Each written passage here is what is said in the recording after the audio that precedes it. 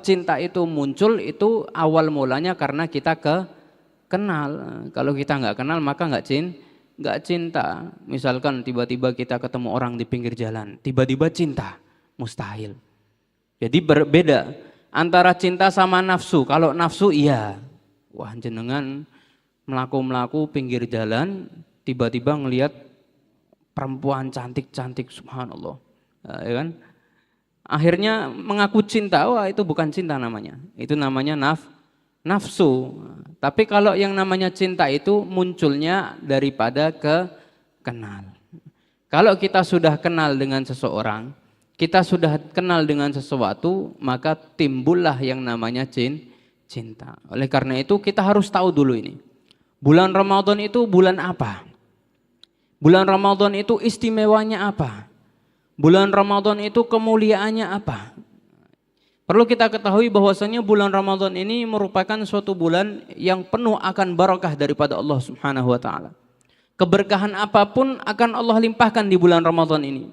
Baik itu dari keberkahan waktu kita, keberkahan umur kita, keberkahan harta kita, keberkahan keluarga kita, keberkahan ilmu kita, semuanya akan dilimpahkan oleh Allah Subhanahu wa taala. Bahkan suatu hadis Rasulullah sallallahu alaihi wasallam beliau bersabda, "Lau ya'lamin nas ma fi Ramadan min al-yumni wal barakah la tamannau an yakuna haulan kamil." Seandainya semua manusia itu mengetahui keberkahan apa saja yang ada di bulan Ramadan, niscaya semuanya akan mengharap kepada Allah agar 1 tahun penuh dijadikan bulan Ramadan. Nah, ini karena sudah cinta. Kalau sudah cinta dengan bulan Ramadan, maka orang tersebut, maka kita semua akan berharap pada Allah Subhanahu wa taala agar setahun penuh itu dijadikan bulan Ramadan. Pepatah mengatakan orang kalau sudah cinta itu kotoran ayam rasa apa?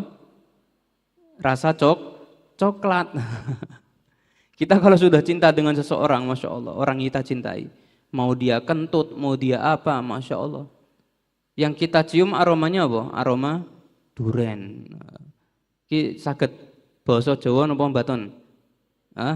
Saged nggih. Nek jenengan seneng kalih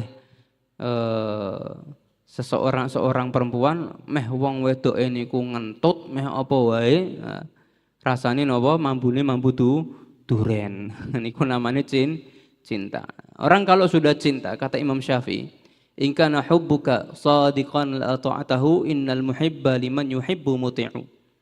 Kalau kamu itu mengaku cinta dengan sesuatu atau dengan seseorang, maka sesungguhnya orang yang cinta itu dia pasti akan taat atas perintah apapun daripada orang yang dia cintai. Oleh karena itu kita harus kenal dulu ini bulan Ramadan. Bulan Ramadan merupakan suatu bulan yang istimewa. Bulan yang dikatakan oleh Rasulullah sallallahu alaihi wasallam awaluhu rahmah wa awsatuhu maghfirah wa akhiruhu idkun minan nar. Bulan yang di permulaannya itu terdapat rahmatnya Allah, di pertengahannya terdapat ampunannya Allah, dan di akhir bulan Ramadan itu terdapat perbebasan daripada api nerakanya Allah Subhanahu wa taala. Jadi kalau sudah seorang hamba itu masuk bulan Ramadan, maka kita harus bersyukur kepada Allah Subhanahu wa taala karena kita sudah berada di ruang lingkup pahala, di ruang lingkup kemuliaan, rahmat, ampunan daripada Allah Subhanahu wa taala. Oleh karena itu Rasulullah sallallahu alaihi wasallam selalu mengajarkan kepada kita kalau kita sudah masuk bulan Rajab itu dianjurkan untuk memperbanyak doa Allahumma barik lana fi Rajab wa Sya'ban wa ballighna Ramadan. Ya Allah, berikanlah kami keberkahan di bulan Rajab dan Sya'ban dan sampaikanlah kami ke dalam bulan Ramadan. Karena orang yang sudah masuk bulan Ramadan itu merupakan orang-orang yang insya Allah akan mendapatkan rahmat daripada Allah Subhanahu wa taala. Saking besarnya rahmat yang ada di bulan Ramadan sampai Rasulullah mengajarkan di bulan sebelumnya. Bahkan beliau mengajarkan dan menganjurkan kita untuk mempersiapkan diri.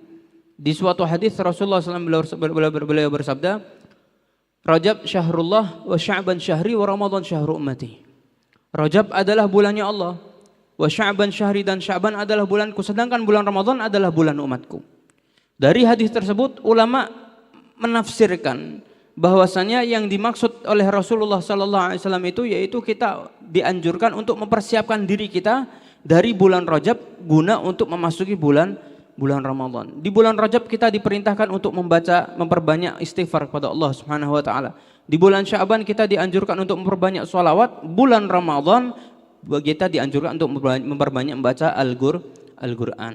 Guna persiapan inilah tujuannya dan gunanya untuk kita masuk bulan Ramadan. Di bulan Rajab kita diperintahkan beristighfar pada Allah Subhanahu wa taala, sucikan diri kita daripada dosa, sucikan diri kita daripada perbuatan maksiat. Masuk bulan Sya'ban kita diperintahkan untuk banyak sholawat, hiasi diri kita, harumi diri kita, wangikan diri kita, rapikan diri kita dengan sholawat kepada Nabi Muhammad SAW. Masuk bulan Ramadan dalam keadaan suci daripada dosa, wangi, harum, rapi, sehingga kita siap untuk memuliakan bulan tersebut dengan penuh ibadah kepada Allah Subhanahu wa taala. Oleh karena itu bulan Ramadan ini merupakan bulan yang agung, bulan yang istimewa, bulan yang penuh barakah. Apa itu yang dimaksud barakah? Yang dimaksud barakah yaitu adalah ziyadatul khair, bertambahnya kebaikan. Apapun yang kita lakukan, kalau itu bertambah kebaikannya, itu namanya barokah.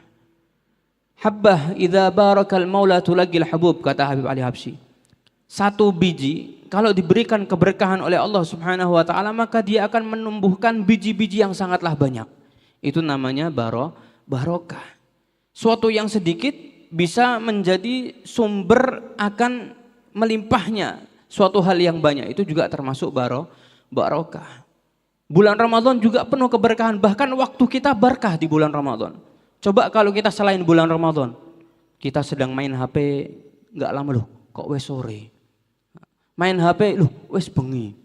Nonton film misalkan, jenengan kalau lagi nonton film, ora kroso. Lagi bermain, nggak berasa. Tapi coba bulan Ramadan, ya Allah, wes dolan, wes turu, wis melaku, wis ngabuburit kok suwene pol. Ya kan? Berasa lama banget kita. Kok enggak buka-buka ini berapa jam lagi, kurang 1 jam kok rasanya sampai kayak kurang 5 jam. Nah, itu namanya apa? Barokah. Maka keberkahan itu menunjukkan bahwasanya kita itu menjadi orang-orang yang bisa untuk memperbanyak ibadah kepada Allah Subhanahu wa taala. Maka jangan heran kalau kita lihat banyak sejarah daripada para ulama yang mana kalau mereka masuk bulan Ramadan ada yang satu hari bisa sampai khatam 60 kali. Seperti Al-Imam Syafi'i, beliau kalau masuk bulan Ramadan satu hari khatam Quran sebanyak berapa? 60 kali. Ada yang 40 kali. Ada yang setiap rakaat khatam Al-Quran. Di antaranya sahabat Sayyidina Utsman bin Affan. Beliau kalau bulan Ramadan setiap rakaat khatam Al-Quran. Bukan 1 juz, tapi khatam Al-Quran. Kenapa kok bisa? Karena diberikan keberkahan waktu oleh Allah Subhanahu wa taala. Waktu yang sedikit seakan-akan terasa lama, dan akan rasa lama inilah yang bisa menjadikan kita banyak daripada ibadah kepada Allah Subhanahu wa taala. Biasanya misalkan kita baca Al-Qur'an, baru baca 1 juz, lihat waktunya kok sudah 2 jam. Tapi kalau bulan Ramadan coba 1 juz, masih 10 menit. Tambah lagi 2 juz, masih 20 menit. Nah, itu menunjukkan bahwasanya keberkahan waktu di bulan Ramadan itu sangatlah besar diberikan kepada Allah Subhanahu wa taala kepada setiap umat Nabi Muhammad sallallahu alaihi wasallam. Sedangkan bulan Ramadan itu sendiri merupakan suatu bulan yang mana Allah Subhanahu wa taala memberikan suatu amal ibadah yang wajib untuk kita lakukan. Yang mana amal ibadah ini sebetulnya bukan termasuk suatu hal yang wajib di selain bulan Ramadan. Contoh yang namanya puasa, itu kalau di bulan selain bulan Ramadan itu bukan ibadah yang wajib. Misalkan kita ingin berpuasa pada setiap minggunya, berpuasa pada setiap bulannya dan lain sebagainya. Itu semua sudah ada di dalam syariat agamanya Allah Subhanahu wa taala. Itu ada as-shaum yatakarrar min as-shaum alladhi yatakarrar bi takarruril usbu' wa hunaka alladhi yatakarrar bi takarruril syuhur wa ghairi dzalik. Di antara puasa itu ada yang berulang-ulang tergantung dengan berulangnya minggu, seperti puasa Senin dan Kamis. Ada juga puasa pada Allah Subhanahu wa taala diwajibkan atas kalian berpuasa sebagaimana telah Allah wajibkan kepada umat-umat Nabi terdahulu agar kalian menjadi orang yang bertakwa kepada Allah Subhanahu wa taala. Berarti umat sebelum Nabi Muhammad itu juga wajib puasa? Iya. Tapi puasanya mereka bukan seperti kita. Wajib pada bulan Ramadan tidak. Memang sesuai dengan syariat nabi-nabi terdahulu. Syariat Nabiullah Musa berbeda dengan syariatnya Nabi Muhammad. Syariat Nabi Isa berbeda dengan syariatnya Nabi Muhammad. Syariatnya Nabi Nuh berbeda dengan syariatnya Nabi Muhammad. Umat-umat Nabi terdahulu mereka tetap berpuasa. Tapi Al-Habib Salim Syatiri beliau mengatakan puasanya mereka itu berbeda dengan puasanya umat Nabi Muhammad SAW. wasallam. Kalau puasanya umat Nabi Muhammad, kita dilarang untuk makan, dilarang untuk sesuatu ke dalam lubang-lubang yang ada di dalam. Puasanya umat-umat Nabi terdahulu, mereka hanya dilarang untuk makan makanan yang ada ruhnya. Misalkan makan ayam, mangan sapi, kambing, burung dan lain sebagainya, itu dilarang. Penak posone. Ora ngeleh, ora ngopo? Ora ngelak. Yo mangan sego, mangan roti, mereka enak puasanya. Ya khirsom kata Habib Salim. Puasa yang paling enak itu puasa umat Nabi terdahulu. Yang penting nggak makan sesuatu yang ada ruhnya, puasanya sah. Tapi lihat puasanya umat Nabi Muhammad SAW diperintahkan oleh Allah untuk tidak menyantap makanan apapun itu. Mau yang ada ruhnya, mau nggak ada ruhnya. Jangankan panganan, meh mangan watu ae ora entuk. Mangan watu napa? Ora entuk, batal posone. Memakan apapun, minum apapun tidak dilarang oleh Allah Subhanahu wa taala. Apa hikmah di balik itu? Hikmahnya Allah Subhanahu wa taala ingin memberikan pahala lebih untuk umat Nabi Muhammad sallallahu alaihi wasallam. Karena yang namanya pahala itu ajruki ala qadri nasabik kata Rasulullah. Pahalamu itu tergantung bagaimana lelahmu di dalam meraih pahala tersebut. Semakin kita lelah, semakin banyak pahala yang kita dapatkan. Semakin kita capek, semakin besar pahala yang akan kita raih. Sehingga tatkala kita memperbanyak ibadah kepada Allah Subhanahu wa taala dan kita merasa capek, tapi tetap kita paksakan terus, maka pahalanya lebih banyak akan diberikan daripada Allah Subhanahu wa taala. Oleh karena itu puasa bulan Ramadan ini merupakan puasa yang besar, sangat besar pahalanya daripada Allah Subhanahu wa taala. Bahkan dalam suatu hadis qudsi Allah Subhanahu wa taala berfirman, "Kullu 'amal ibni Adam lahu illa shiyam fa inna lahu li wa ana ajzibih." Setiap amal ibadah seorang hamba itu pahala taala. Fa innahu li wa ana ajzibih, dan aku sendiri yang akan memberikan pahala tersebut. Bahkan diceritakan oleh Habib Salim Syatiri beliau menjelaskan tentang hadis ini bahwasanya kelak di yaumil qiyamah tatkala semua manusia itu sedang dalam keadaan genting, dihisab oleh Allah Subhanahu wa taala.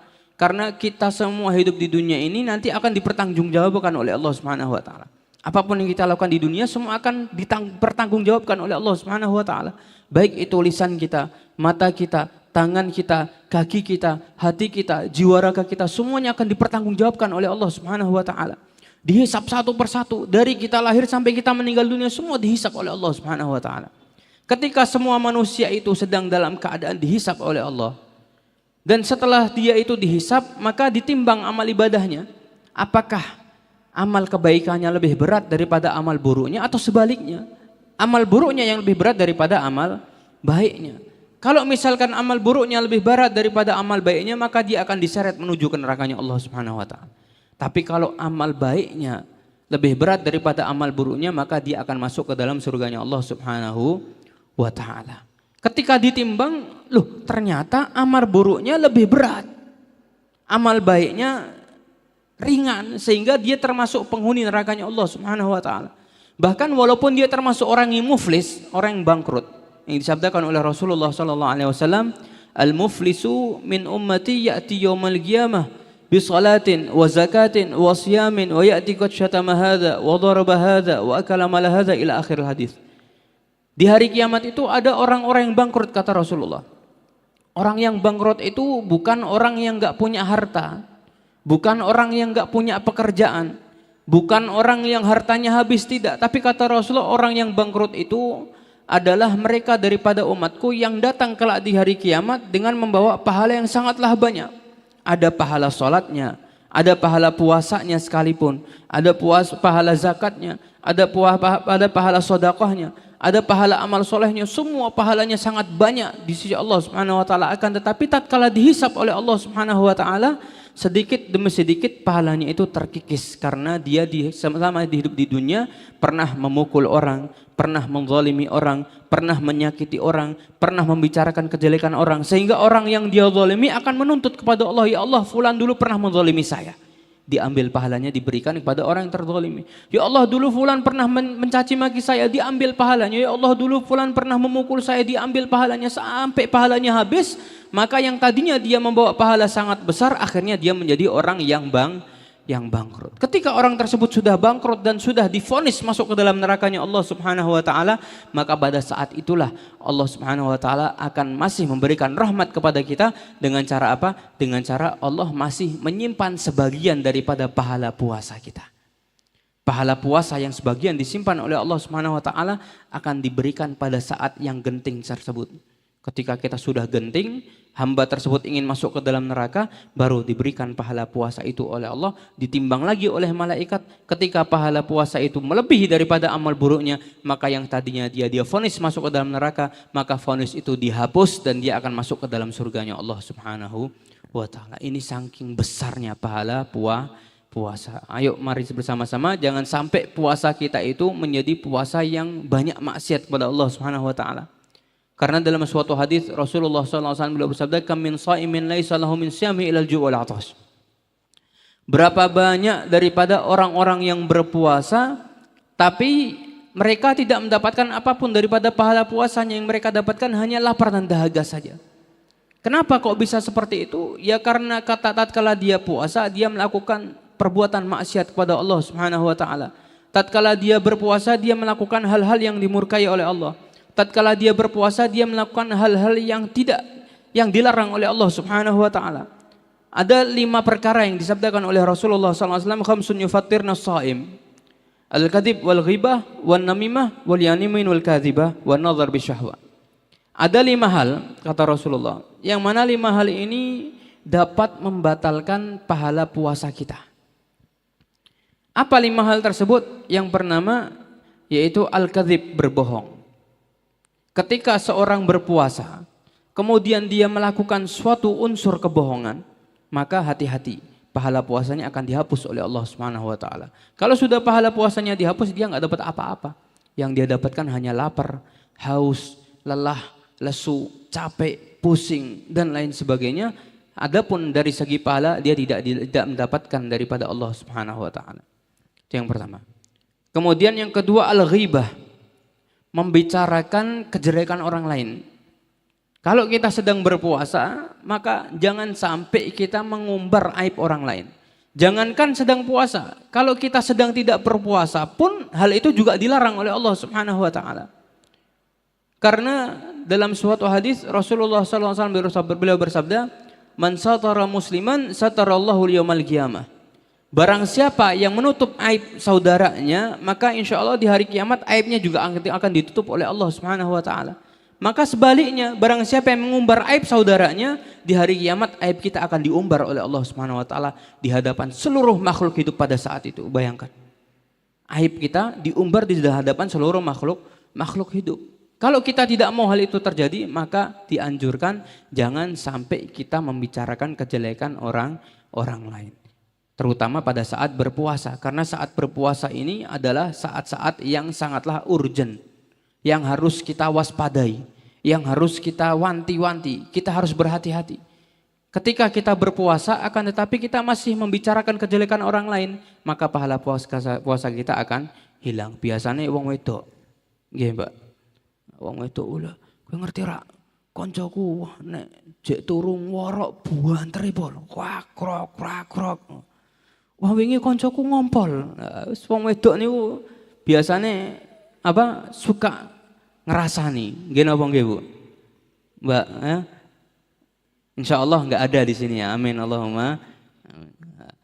Kalau kita sering membicarakan kejelekan orang lain, hati-hati. Karena ini merupakan suatu dosa yang hubungannya antar manusia. Dosa, kalau kita melakukan sebuah perbuatan dosa antara kita dengan Allah Subhanahu wa taala itu masih gampang. Tinggal kita istighfar kepada Allah, diampuni oleh Allah Subhanahu wa taala. Taubat kepada Allah, berjanji untuk tidak mengulanginya lagi, menyesal kepada Allah Subhanahu wa taala, istighfar kepada Allah, maka dosa kita akan diampuni oleh Allah Subhanahu wa taala. Tapi kalau dosa yang berhubungan dengan manusia, walaupun kita sampai istighfar sampai keluar darah pun tetap tidak akan diampuni oleh Allah Subhanahu wa taala kecuali kita harus meminta maaf terlebih dahulu. Misalkan kita pernah menzalimi saudara kita, maka Allah tidak akan memaafkan dosa tersebut kecuali kita harus minta maaf dulu. Kalau dia sudah memaafkan kita, baru dosa kita diampuni oleh Allah Subhanahu wa taala. Kalau dia tidak memaafkan kita, maka dosa kita tidak diampuni oleh Allah Subhanahu wa taala. Walaupun kita beristighfar. tidak akan diampuni oleh Allah Subhanahu wa taala. Begitu pula sebaliknya, walaupun kita enggak beristighfar kepada Allah Subhanahu wa taala, tapi yang kita zalimi telah memaafkan kita, dosanya akan diampuni oleh Allah Subhanahu wa taala. Itu namanya dosa tabiat. Kalau dalam ilmu syariat itu namanya dosa tabiat. Tabiat itu adalah dosa yang berkaitan atau berhubungan antar sesama makhluk Allah Subhanahu wa taala, antar hamba. Itu yang kedua, al-kadzib wal ghibah. Kemudian yang ketiga, an-namimah, mengadu domba. Mengadu domba. Yang ini mengadu domba, si A mengadu domba si B.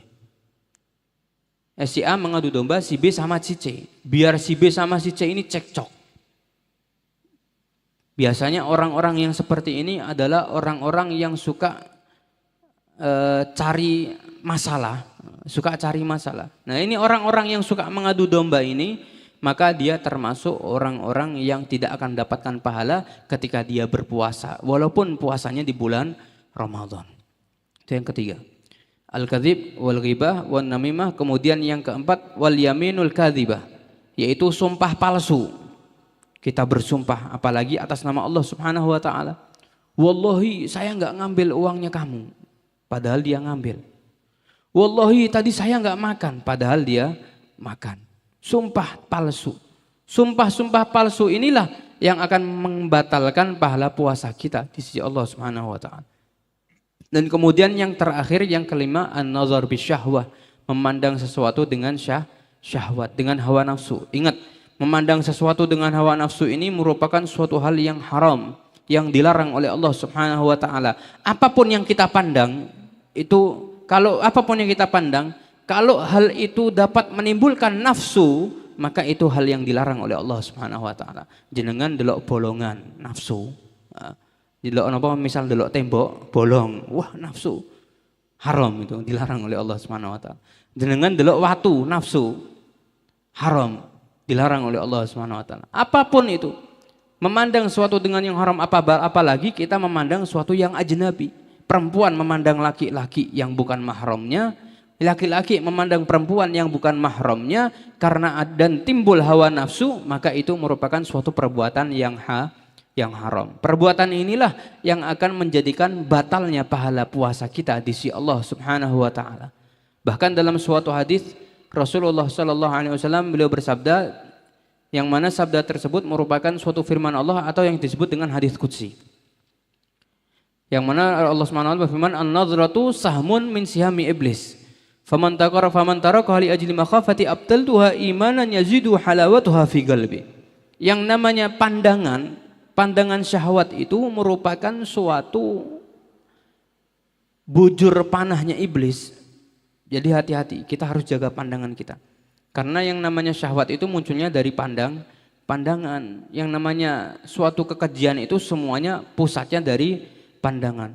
Nadratun fasalamun, nadratun fakalamun fasalamun faliqaun faqublatun ila akhir. Suatu permasalahan, suatu syahwat, suatu nafsu itu permulaannya dari pandangan. Pertama karena lihat, kok wonge ayune pol, wonge gantengnya pol. Akhirnya dari pandangan tersebut timbul hawa nafsu kita mulai mengajak dia bicara. Ngajak, pertama-tama ngucap salam terlebih dahulu. Subhanallah. Suatu syariat digunakan untuk maksiat, salam digunakan untuk maksiat. Salam, assalamualaikum ukhti. Assalamualaikum akhi. Seakan-akan bahasanya bahasa apa? Bahasa agamis. Akhirnya kenalan. Nadratun fasalamun fakalamun, kenalan, ngobrol. Setelah ngobrol, kenalan, lama kelamaan liqaun, janjian. Nanti ayo janjian yuk, kita ketemuan, makan di mana, nongkrong di mana, di kafe mana. Akhirnya ketemuan. Setelah ketemuan, itulah terjadi qublatun, saling pegang-pegangan, kan? Saling mengutarakan gombal-gombalan sampai akhirnya terjadi perzinaan wal'iyadu billahi min dzalik. Semuanya permulaan dari mana? Dari pandangan. An-nazratu sahmun min sihamil iblis. Pandangan itu adalah busur panahnya iblis. Faman tarakaha, barang siapa yang meninggalkan pandangannya, kata Allah Subhanahu wa taala, Li ajli makhafati, karena dia takut kepadaku, kata Allah Subhanahu wa taala, abtaltuha imanan yazidu halawatuha fi qalbi. Maka akan aku ganti dengan rasa manis yang ada dalam hatinya yang akan dia rasakan tatkala dia ibadah kepadaku, kata Allah Subhanahu wa taala. Kalau kita sudah merasakan manisnya ibadah, kita sudah merasakan lezatnya ibadah, maka kita tidak akan merasa bosan. Yang kita cari adalah ibadah. Yang kita cari adalah sholat. Ketika kita merasakan nikmatnya sholat, kita akan terus sholat, nggak berhenti. Ketika kita akan telah merasakan nikmatnya baca Al-Quran, kita akan terus membaca Al-Quran. Bahkan ada seorang Habaib, Al-Habib Hasan Jamalulail, yang mana beliau itu kalau bulan Ramadan nggak baca Quran sama sekali. Bukankah di bulan Ramadan itu dianjurkan baca Al-Quran? Tapi beliau kalau masuk bulan Ramadan, sudah masuk bulan Ramadan, nggak pernah baca Al-Quran sama sekali, kecuali kalau sudah masuk waktu malam, sudah masuk waktu berbuka, baru baca Al-Quran. Di siang harinya, sore hari, pagi hari nggak baca Al-Quran. Kenapa? Setiap beliau membaca Al-Quran, beliau merasakan di dalam lisannya seakan-akan beliau sedang menyantap madu. Jadi seakan-akan beliau sedang minum madu kalau baca Al-Quran. Saking manisnya daripada bacaan Al-Quran tersebut, sampai-sampai beliau merasakan ada madu di lisannya. Sehingga kalau bulan puasa beliau nggak baca Al-Quran kecuali baca Al-Qurannya di malam hari. Kenapa kok bisa mendapatkan seperti itu? Karena beliau sudah meninggalkan yang namanya an-nadhrah, pandangan. Beliau selalu menjaga pandangan. Para ulama kita selalu menjaga pandangannya sehingga mereka merasakan nikmatnya, manisnya ibadah kepada Allah Subhanahu wa taala. Bahkan ada suatu cerita, suatu ketika Sayyidina Ali bin Abi Thalib sedang melaksanakan sholat di sebuah tempat. Kemudian terjadi kebakaran di tempat tersebut. Beliau tidak merasakan apapun.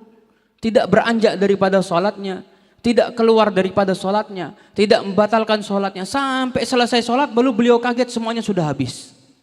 Itu saking apa? Saking nikmatnya ibadah kepada Allah Subhanahu wa taala. Ada lagi seorang sahabat yang bernama Al-Aiz, yang bernama lupa saya namanya. Ada seorang sahabat, Abdullah bin Mas'ud, apa siapa saya lupa. Yang mana seorang sahabat ini suatu ketika mengalami sebuah penyakit.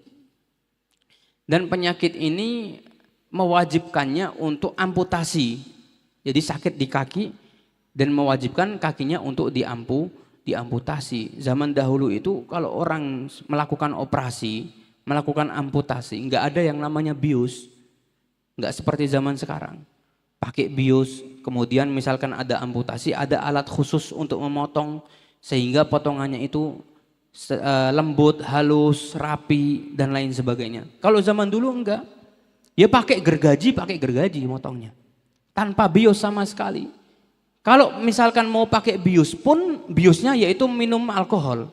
Biar enggak berasa. Dibikin mabuk dulu, baru dioperasi. Itu orang-orang terdahulu. Tapi karena beliau seorang sahabat, yang namanya sesuatu yang ada unsur memabukkan itu diharamkan oleh Allah Subhanahu wa taala, maka beliau nggak mau meminum minuman yang memabukkan untuk diamputasi. Akhirnya beliau mengatakan kepada dokternya, "Wahai fulan, kalau kamu ingin mengamputasi kakiku, tolong amputasi kakiku tatkala aku sedang melakukan sholat." Akhirnya beliau melakukan sholat. Ketika sedang melaksanakan tahiyatul akhir, cepat-cepat dipotong oleh dokternya ini kakinya. Setelah di salam pertama, salam kedua, beliau tanya kepada dokternya, "Wahai dokter, sudah selesai?" Sudah. Subhanallah, beliau nggak merasakan sakit sama sekali. Karena apa? Karena sudah merasakan nikmatnya ibadah kepada Allah Subhanahu wa taala. Oleh karena itu, kita harus berusaha meraih akan hal tersebut sehingga kita akan merasakan nikmatnya ibadah kepada Allah Subhanahu wa taala. Itu yang kelima. Apa tadi yang lima-limanya? Yang pertama al-kadzib, berbohong. Yang kedua al-ghibah, membicarakan kejelekan orang lain. Yang ketiga an-namimah, mengadu domba. Yang keempat al-yaminul kadzibah, sumpah palsu. Dan yang kelima memandang dengan hawa nafsu. Ini 5 hal yang dapat membatalkan pahala puasa kita. Jadi harus hati-hati. Oleh karena itu kita harus jaga puasa kita. Jangan sampai kita berpuasa tapi hasilnya nihil, nggak ada pahalanya sama sekali. Jangan sampai kita berpuasa bukannya kita mendapatkan kemuliaan, malah kita mendapatkan kemurkaan daripada Allah Subhanahu wa taala. Kita jaga puasa kita, terutama hal-hal yang membatalkan puasa baik dari hissi maupun yang maknawi. Karena definisi puasa itu adalah al-imsaku 'anil mufattirat min tulu'il fajri ila ghurubisy syams. yaitu menahan diri kita dari hal-hal yang membatalkan puasa, dari terbitnya fajar sampai terbenamnya matahari. Dan hal yang membatalkan puasa itu ada dua. Ada yang membatalkan puasa yang hakiki, memang puasa kita batal, yaitu adalah masuknya sesuatu ke dalam lubang-lubang yang ada dalam diri kita. Yang kedua yaitu adalah puasa yang membatalkan secara hissi, secara maknawi, yaitu hal-hal yang membatalkan pahalanya saja. Puasanya tetap sah, tapi pahalanya batal. Min tulu'il fajri, dari terbitnya fajar sampai terbenamnya matahari. Nah, ini harus ada suatu hal yang harus kita ketahui. Puasa permulaan waktunya itu dimulai dari tulu'ul fajr, terbitnya fajar. Bukan permulaannya itu dimulai dengan azan subuh. Nah, kita harus ketahui. Jangan sampai kita salah kaprah. Oh, masuknya waktu puasa itu ketika sudah azan subuh. Bukan. Azan subuh itu merupakan suatu tanda masuknya waktu sholat. Dan masuknya waktu sholat subuh itu ditandai dengan terbitnya fajar. Akan tetapi seorang muadzin belum tentu dia azannya itu pas tepat dengan terbitnya fajar. Bisa jadi fajarnya sudah terbit, muadzinnya masih menghidupkan mikrofon, masih menghidupkan mixer, masih ngecek sound systemnya, masih ke toilet misalkan. Fajarnya sudah terbit, dia masih ke toilet, belum adzan. Nah, jadi harus hati-hati. Jangan kita berpatokan adzan di dalam memulai ibadah puasa. Oleh karena itu syariat agama Islam menganjurkan mensyariatkan adanya imsak. Adanya apa? Imsak. Apa itu imsak? Imsak itu adalah beberapa menit, 15 sampai 20 menit, atau kata Rasulullah, waktu sekiranya seorang itu bisa baca 50 ayat. Kita baca 50 ayat itu kira-kira berapa menit? Ya anggap 10 menit. Atau anggap paling lama lah 15 menit. Jadi setelah 15 menit sebelum masuknya waktu subuh, kita sudah disunnahkan dan dianjurkan untuk berhenti makan dan minum. Kenapa? Karena takutnya ketika kita terus melanjutkan makan dan minum dan kita berpatokan dengan azan subuh, ternyata ketika kita makan fajarnya sudah terbit, muadzinnya belum azan, maka puasa kita batal, tidak sah. Jadi harus kita perhatikan. Ini suatu yang banyak orang-orang itu tidak memperhatikan. Bahkan ada orang yang menyangka atau mengklaim bahwasanya masuknya waktu berpuasa itu kalau azan sudah selesai. Jadi kalau masih azan nggak apa-apa, masih minum. Allahu Akbar, masih azan nggak apa-apa minum, mumpung belum selesai azannya. Nah, batal puasanya itu. Karena waktu masuknya puasa itu tulu'ul fajr, terbitnya fajar. Kalau sudah terbit fajar, maka kita tidak boleh lagi untuk menyantap makanan dan sudah berlaku hal-hal yang dilarang oleh Allah Subhanahu wa taala untuk orang yang sedang berpuasa. Jadi harus kita perhatikan. Kalau sudah masuk waktu imsak, maka sunnahnya kita berhenti makan dan minum. Oleh karena itu kita jaga puasa kita jaga Ramadan kita dengan penuh ibadah kepada Allah Subhanahu wa taala. Raih kemuliaan bulan Ramadan, raih keberkahan bulan Ramadan, raih ke rahmat Allah Subhanahu wa taala bulan Ramadan dengan memperbanyak ibadah kepada Allah Subhanahu wa taala. Perlu kita ketahui bahwasanya bulan Ramadan ini merupakan suatu bulan yang penuh keberkahan. Nah, kita temanya meraih cinta berkahnya bulan Ramadan. Maka untuk meraih berkah bulan Ramadan ini dan kita cinta dengan bulan Ramadan ini, maka kita harus memperhatikan keseharian kita. Jangan sampai kita bermaksiat kepada Allah Subhanahu wa taala, terutama ada beberapa hal. Ada beberapa hal yang dapat menjadikan kita tidak akan mendapatkan keberkahan bulan Ramadan sama sekali. Bukan hanya di hari itu saja, tapi sama sekali kita nggak dapat keberkahan bulan Ramadan. Bukan hanya keberkahan saja, bahkan ampunan Allah pun juga tidak akan kita dapatkan di bulan Ramadan kalau kita melakukan beberapa hal ini. Apa beberapa hal tersebut? Yang pertama yaitu adalah al-aqli walideh. Orang yang durhaka kepada kedua orang tuanya, hati-hati. Kalau kita masuk bulan Ramadan dan kita durhaka kepada kedua orang tua kita, maka walaupun kita banyak ibadahnya di bulan Ramadan, walaupun kita banyak baca Al-Quran di bulan Ramadan, walaupun kita banyak iktikaf di bulan Ramadan, dosa kita tidak diampuni oleh Allah dan kita tidak bisa meraih berkah di bulan Ramadan tersebut. Itu yang pertama. Kemudian yang kedua yaitu adalah qati'ur rahim, orang yang memutus tali silaturahmi. Itu juga termasuk orang-orang yang tidak bisa mendapatkan berkah di bulan Ramadan. Kemudian yang ketiga yaitu adalah al-musyahin. Apa itu al-musyahin? Orang yang mempunyai dendam antara satu dengan yang lain. Selalu bermusuhan, setiap hari musuhan, setiap hari dendam, setiap hari gak akur sama sekali. Nah, ini orang-orang yang seperti ini dia tidak akan mendapatkan ampunan daripada Allah dan diharamkan untuk mendapatkan barokahnya bulan Ramadan. Kemudian yang selanjutnya yaitu adalah mudminul khamr, orang yang minum minuman keras, orang yang mengkonsumsi alkohol, orang yang mengkonsumsi hal-hal yang memabukkan, orang yang mengkonsumsi miras.